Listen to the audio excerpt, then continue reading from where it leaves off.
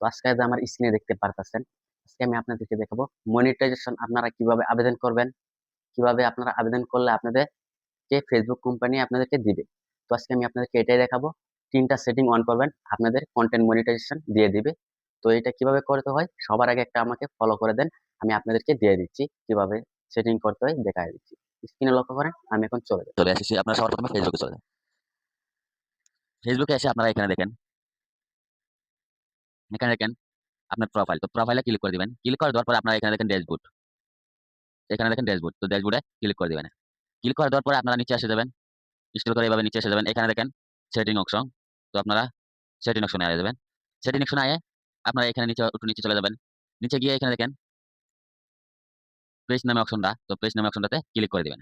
Click করে দেওয়ার পরে আপনারা এখানে দেখেন প্রোফাইল নামে একটা অপশন, এটাতে ক্লিক করেন। সেটিং, তো এটাতে ক্লিক করেন। এটাতে ক্লিক করার পরে আপনারা এখানে দেখেন এটা সিলেক্ট করবেন। সিলেক্ট করে আপনারা এখানে মারবেন গেট হেল্প নাও, এটাতে মারবেন। তো আমি এটাতে মেরে দিলাম। মেরে দেওয়ার পরে আপনারা এখানে দেখেন 3টা সেটিং। এখানে দেখেন 3টা সেটিং। তো এই 3টা সেটিং অন করলে আপনাদের জলদি কন্টেন্ট মনিটাইজেশন আপনাদেরকে দিয়ে দিবে ফেসবুক কোম্পানি। তো অবশ্যই ভিডিওটি ভালো লাগলে লাইক, কমেন্ট, শেয়ার করে দিবেন।